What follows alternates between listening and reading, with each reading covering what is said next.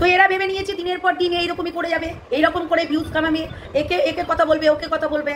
তার একটা ফোন এসছে আমার।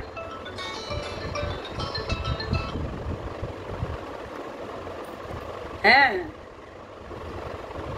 হ্যাঁ, আমি ধরিত্রী আদার করছি, বলুন। আচ্ছা, কলকাতা থেকে। হ্যাঁ হ্যাঁ হ্যাঁ হ্যাঁ, আমি ইউটিউবে ভিডিও করি। আচ্ছা,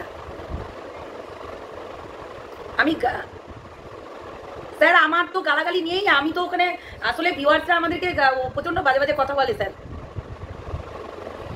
মানে আমাকে রেপ করে দেবে, আমাকে খুন করে দেবে, আমাকে মানে অশ্লীল বাজে বাজে কথা অনেক, মানে যেগুলো মুখে নিয়ে আসা যাবে না স্যার।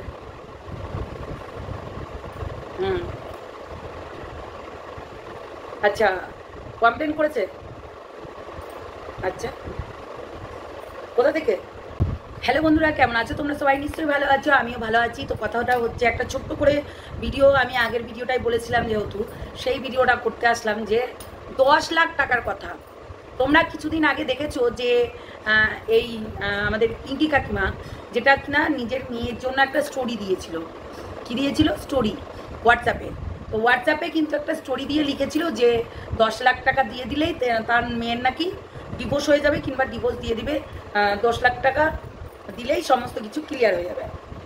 এইবার এই স্টোরিটা দেওয়ার পরে কিছু কিছু মানে চুল পাবলিক, তো তারা কিন্তু কন্টেন্ট বানাতে বসে পড়ে এবং বলে যে মেয়ের দাম 10 লাখ টাকা, ওই নেংটি পুংটিগুলো আর কি। মেয়ের দাম মাত্র 10 লাখ টাকা, তোমার কাছে তোমার মেয়ের দাম মাত্র 10 লাখ টাকা, ভালোবাসার কোনো মূল্য নেই। এইগুলো মানে ওই দিকের আর কি আঁচুলগুলো বসে পড়েছিল তখন। তো এইবার তখন একটা গ্রুপে ভয়েস দেয় আমাদের সঙ্গীতা ম্যাডাম, যে 10 লাখ টাকা না, অনেক লাখ টাকা, 1 কোটি টাকা। তো কথাটা তোমরা কালকে নিশ্চয়ই শুনেছো। আসলে ওই গ্রুপে অনেক কথা হয়েছে, অনেক। রিমিকে যেহেতু রিমির জাস্টিস নিয়ে কথা হয়েছিল, সেইখানে গিয়ে অনেক কথা হয়েছে, শুধু একটা কথা নয়। এবং ওই যে ওই সাইকো বলো, ওই মানে লিভিং ভ্যালি বলো, এবং পদু বলো, এরা অনেকেই অনেক কিছু বলে রেখেছে, সেই গ্রুপে এখনো পর্যন্ত রাখা রয়েছে। আমরা এদেরকে নিয়ে কন্টেন্ট বানাই না। পিঙ্কি কাকিমা কি করবে? প্রীতমের থেকে 10 লাখ টাকা নেবে, কি এখনো 1 কোটি টাকা নেবে, কি 5 কোটি টাকা নেবে, তাদের আমাদের দেখে লাভ নেই, সেটাই তো নাকি? তো কথাটা হচ্ছে এই, যে আমাদের এইগুলো দেখে লাভ নেই। যে যখন যা খুশি তাই করুক, তা আমাদের দেখে লাভ নেই, ঠিক আছে? এই টপিকটা কিন্তু অনেক দিন আগে আমাদের ছেড়ে ফেলা হয়েছে। এই জিনিসটা নিয়ে আমরা কেউ ভিডিও করিও না। অনেক কিছু বলা হয়েছিল, যেখানে আমাদের পিঙ্কি কাকিমাও অনেক কিছু বলে রেখেছে। আজ পর্যন্ত তাকে ব্ল্যাকমেল আমরা করিও নি, এবং সঙ্গীতা ম্যাডামও কিন্তু কোনোদিন আমাদেরকে এইসব নিয়ে কিচ্ছু বলেনি। পিঙ্কি কাকিমা অনেক কিছু বলে রেখেছিল, পাঠাদের বাড়ির সরি প্রীতমদের বাড়ির সম্বন্ধে অনেক কিছু বলে রেখেছিল, তারপরেও কিন্তু আমরা কিছু করিনি। দেখো, সেই সূত্রে কথা বলতে গেলে কথার কথা, 10 লাখ কেন, 1 কোটি টাকা নেব, এরকম ব্যাপার। ভাই, যদি এরকম টাকা পয়সা নেওয়ার হতো, তাহলে অনেক দিন আগেই সঙ্গীতা ম্যাডাম নিয়ে নিত। সঙ্গীতা ম্যাডামের এইসব কাজ না। সঙ্গীতা ম্যাডামের যেটা কাজ, সেটা কাজ। মানে এখন সবাই দেখছি পদু, কুঁদু মধু। তো পদুগুলোও দেখছি এখন মানবাধিকারের একটা কার্ড বানিয়ে নিয়েছে, দিয়ে হচ্ছে নিজেদের কমিউনিটিতে ঝোলাচ্ছে। ভাই কুচবি, হ্যাঁ, মানবাধিকারের কার্ড বানিয়ে নিলে নিজেদের কমিউনিটিতে ঝোলায় নেই, কিন্তু সেটা তুই হয়ে যাসনি, ঠিক আছে? ফাঁদু। তো যাই হোক, অনেকেই অনেক কিছু বলছে। তো আমি আরজিকরের ব্যাপারটা নিয়ে তোমাদের দেখেছো যে আমিও ভিডিও বানাচ্ছি এবং লাইভ করছি। তাহলে একটা মেয়ে জাস্টিস পাক, সেটা কিন্তু চাই।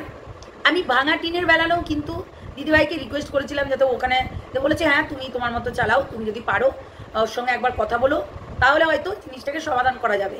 এবং তারপর রিমির ব্যাপারটাও আমরা কিন্তু দিদিভাইদের সঙ্গে কিংবা সীমাদির সঙ্গে আমরা কিন্তু কথা বলতে আগে যাইনি। ম্যাডাম, যেটা সঙ্গীতা ম্যাডাম ভেবেছে যে না, আমরা যেহেতু রিমির জন্য এতদিন ধরে লড়ছি, তাহলে কেন না হচ্ছে রিমির জন্য লড়াই করা যাক। তো সেটার জন্য কিন্তু পিঙ্কি কাকিমা আমাদেরকে খারাপ ভেবেছিল। তারপরেও কিন্তু সেই জিনিসটা ভুল ধারণা ছিল পিঙ্কি কাকিমা, সেটাও কিন্তু সমাধান করে দিয়েছে ম্যাডাম, ঠিক আছে? তো পিঙ্কি কাকিমা এরকম উটপাটাং ভুলভাল করতেই থাকে, যেমনি ওই স্ট্যাটাসটা দিয়েছিল ভুলভাল, মানে ভুল করতেই থাকে, এটা নিয়ে কোনো সন্দেহ নেই। তো এটা নিয়ে কোনো সন্দেহ নেই, ওইরকম কাকিমা করতেই থাকে। তো এইটা কিছুদিন আগে একজন এরকম মানে কি বলবো, যাচ্ছে তাই একটা বাজে মহিলা, ঠিক আছে, যাচ্ছে তাই বাজে মহিলা, যে কিনা নিজের সন্তান মেয়েকে নিজে ভাড়া খাটায়, নিজের, আর বলবো না ওনার ব্যাপারে, উনি একদম নোংরা জঘন্য একটা প্রস্টিটিউট মেয়ে ছেলে। তো যেহেতু বলবো না, কোনো দরকারও নেই। তো এরা ভেবে নিয়েছে দিনের পর দিন এইরকমই করে যাবে, এইরকম করে ভিউজ কামাবে, একে কথা বলবে, ওকে কথা বলবে।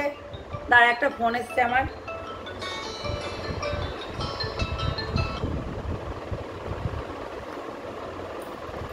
হ্যাঁ হ্যাঁ, আমি ধরিত্রী আদার করছি, বলুন। আচ্ছা, কলকাতা থেকে। হ্যাঁ হ্যাঁ হ্যাঁ হ্যাঁ, আমি ইউটিউবে ভিডিও করি। আচ্ছা, আমি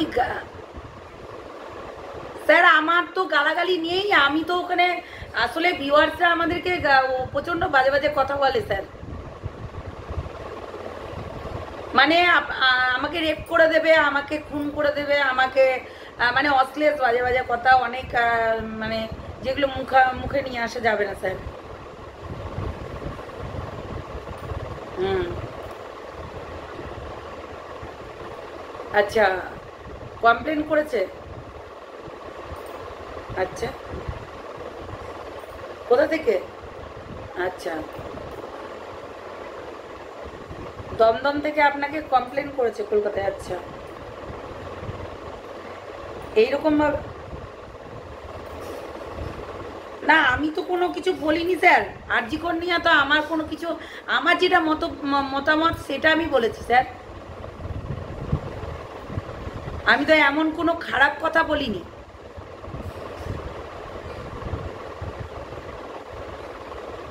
দেখুন, আমাকে কেউ যদি আমাকে উত্তেজিত করে তাহলে আমি কি করব স্যার, বলবেন না একটু?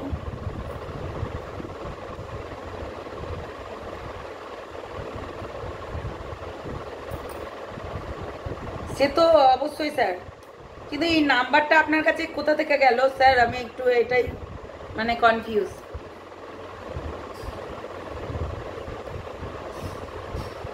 ও আচ্ছা আচ্ছা, আমি তো না। হুম, দেখুন স্যার, আমি তো গালাগালি দিই না স্যার, এই যে যারা আছে না ভিউয়ার্সরা এবং ফেক আইডি ফেক অ্যাকাউন্ট খুলে খুলে আমাকে গালাগালি দেওয়া হয়। ঠিক আছে ঠিক আছে স্যার, ঠিক আছে। হুম,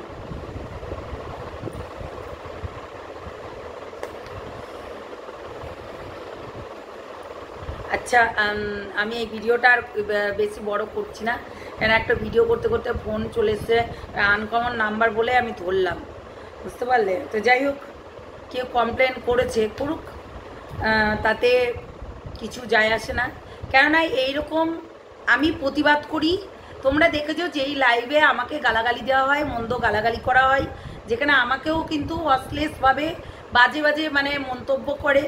যেহেতু আমি কিন্তু বাজে, যারা মন্তব্য করে, যারা বাজে কথা বলে তাদেরকে আমি বাজে কথা বলি, আর গালাগালি দেওয়াটা কিন্তু একটা নয়, আমি কাউকে নাম ধরে কোনোদিনও গালাগালি দিইনি।